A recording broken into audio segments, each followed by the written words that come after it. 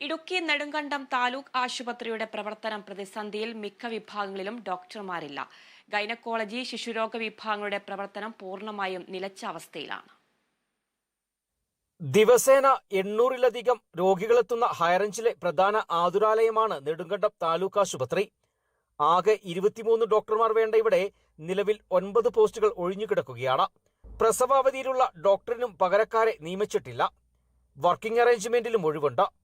മാസം ശരാശരി 35 മുതൽ 50 വരെ പ്രസവം നടക്കുന്ന ആശുപത്രിയിൽ ഗൈനക്കോളജി വിഭാഗത്തിൽ ഒരു ഡോക്ടർ മാത്രമാണ് ഉള്ളത്. ഒരു പോസ്റ്റ് ഒഴിഞ്ഞു കിടക്കുന്നു. ശിശുരോഗ വിഭാഗത്തിൽ ഒരു ഡോക്ടർ പോലുമില്ല. ഈ ഏതാനും ദിവസങ്ങളായിട്ട് ഡോക്ടർമാരുടെ ഒരു കൊഴിഞ്ഞുപോക്ക് തന്നെയാണ് നമ്മൾ കണ്ടുകൊണ്ടിരിക്കുന്നത്. ഗൈനക്കോളജി ഡിപ്പാർട്ട്മെന്റ് വർക്ക് ചെയ്ത ഡോക്ടർ ഏതാനും ദിവസങ്ങൾക്കകം ഇവിടെ നിന്ന് മാറിപ്പോയിരിക്കുന്നു. അതോടൊപ്പം തന്നെ പീഡിയാട്രിക്കിലെ ഡോക്ടേഴ്സ് നമുക്കിവിടെ ഇല്ല. കുടുംബജോലിയെ സംബന്ധിച്ച് നമ്മുടെ ഇവിടെ ഈ പ്രദേശത്തിന്റെ പ്രധാന സ്ഥിരാകേന്ദ്രമായ നെടുങ്കണ്ടത്തെ ഏറ്റവും വലിയ ഗവൺമെന്റ് ആശുപത്രി ഏകദേശം 800-ലധികം രോഗികൾ ദിവസേന വന്നു പോകുന്ന സാധാരണക്കാരിൽ സാധാരണക്കാരായ തോട്ടം തൊഴിലാളികളുടെയൊക്കെ പ്രധാന ആശ്രയമായ ഈ ആശുപത്രിയിലെ ഡോക്ടർമാരെ എല്ലാവരെയും പിൻവലിച്ച് വേറെ സ്ഥലങ്ങളിലേക്ക് പോസ്റ്റ് ചെയ്തുകൊണ്ട് ഇപ്പോൾ ഭരിക്കുന്ന പാർട്ടി ഇവിടുത്തെ സാധാരണക്കാരായ ജനങ്ങളെ വെല്ലുവിളിച്ചുകൊണ്ടിരിക്കുന്ന ഒരു നടപടിയാണ് നമുക്കിവിടെ കാണാൻ കഴിയുന്നത്. ഏകദേശം 5 വർഷത്തോളമായി ഒരു സ്കാനിങ് മെഷീൻ ഇവിടെ വന്ന് ഇവിടെ റൂമിൽ അടച്ചുകെട്ടി വെച്ചിരിക്കുകയാണ്.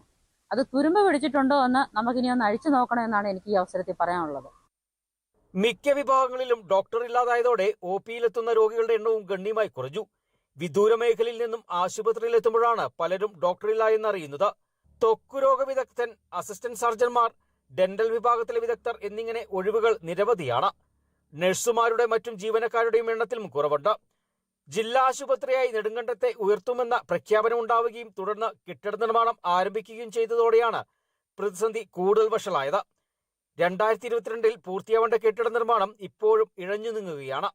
കെട്ടിട നിർമ്മാണത്തിനായി 70 കോടിയും ഉപകരണങ്ങൾക്കായി 79 കോടിയും ഉൾപ്പെടെ ആകെ 149 കോടി രൂപയാണ് അനുവദിച്ചത്. നിലവിലെ സാഹചര്യത്തിൽ നിർമ്മാണം പൂർത്തിയാവാൻ ഇനിയും വർഷങ്ങളെടുക്കും. ആശുപത്രിയുടെ പുതിയ മന്ദിരം പണിയുമ്പോൾ തന്നെ അതിന്റെ പണികൾക്കുള്ള സാമ്പത്തികമായ ബുദ്ധിമുട്ടുകൾ ഉണ്ടായതുകൊണ്ടാണ് ഇപ്പോൾ നിലവിൽ കോൺട്രാക്ടർമാർക്ക് പൈസ കൊടുക്കാനില്ലാത്തത് കൊണ്ടാണ് ഇപ്പോൾ അതിന്റെ പണികൾ വളരെ മന്ദഗതിയിൽ പോയിക്കൊണ്ടിരിക്കുന്നത്. ഇവിടെ ഒരു അത്യാഹിതം സംഭവിച്ച ഒരാൾ അല്ലെങ്കിൽ മരണപ്പെട്ടെങ്കിൽ തന്നെ അദ്ദേഹത്തിനെ ഒന്ന് പോസ്റ്റ്മോർട്ടം ചെയ്യാൻ പോലും ഒരവസരമില്ലാത്ത ഒരു ഹെഡ്ക്വാർട്ടേഴ്സ് ഹോസ്പിറ്റലായിട്ട് നെടുങ്കണ്ടം താലൂക്ക് ആശുപത്രി അകപ്പെടുത്തിയിരിക്കുകയാണ്. അടുത്തുള്ള ഇടുക്കി മെഡിക്കൽ കോളേജിലോ അല്ലെങ്കിൽ കട്ടപ്പന 20 ഏക്കറിലോ എത്തിക്കേണ്ടതായ ഒരവസ്ഥയാണ് ഇപ്പോൾ സാധാരണക്കാർക്കുള്ളത്. അത്യാഹിതമായ രോഗികൾക്ക് എന്തെങ്കിലും സംഭവിച്ചാൽ തന്നെ പോലും തേനി മെഡിക്കൽ കോളേജിനെ, കോട്ടയം മെഡിക്കൽ കോളേജിനെ ആശ്രയിക്കേണ്ട ഗതികളിലാണ്. ഇപ്പോൾ ഇടുക്കിയിൽ മെഡിക്കൽ കോളേജ് ഉണ്ട് എന്ന് പറഞ്ഞൊരു കാര്യമില്ല. അതിന് ഫെസിലിറ്റികൾ ഇടുക്കിയിൽ മെഡിക്കൽ കോളേജിൽ ഇല്ല. ഇടുക്കിയിൽ മെഡിക്കൽ കോളേജ് പഠിച്ചു വരുന്ന വിദ്യാർത്ഥികൾക്ക് പോലും അവർക്ക് പ്രാക്ടീസ് ചെയ്യാൻ മറ്റ് അടുത്തുള്ള ഹോസ്പിറ്റലുകൾ ഇല്ല എന്നുള്ളതാണ് സത്യാവസ്ഥ. കെട്ടിട നിർമ്മാണത്തോടനുബന്ധിച്ച് താൽക്കാലികമായി നിർത്തലാക്കിയ ICUവിന്റെ പ്രവർത്തനവും പുനരാരംഭിച്ചിട്ടില്ല. മോർച്ചറിയും നിലവിൽ പ്രവർത്തിക്കുന്നില്ല. ഡയാലിസിസ് യൂണിറ്റിൽ ലക്ഷങ്ങളുടെ ഉപകരണങ്ങളുണ്ടെങ്കിലും ഇതുവരെയും പ്രവർത്തന സജ്ജമാക്കിയിട്ടില്ല. നെടുങ്കണ്ടത്തിന് സമീപത്തെ മറ്റു പ്രാഥമിക ആരോഗ്യ കേന്ദ്രങ്ങളിലും ആവശ്യത്തിന് ഡോക്ടർമാർ ഇല്ലാത്തതിനാൽ സ്വകാര്യ മേഖലയെ ആശ്രയിക്കേണ്ട അവസ്ഥയാണ് നാട്ടുകാർക്ക്. Kerala vision news, Idukki.